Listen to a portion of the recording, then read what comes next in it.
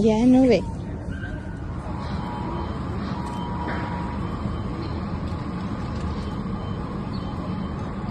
Seguíamos dormidos y empezaba a sonar la alarma y luego sonaron las de los teléfonos y pues los agarramos y bajamos. El problema fue ponerle la perchera.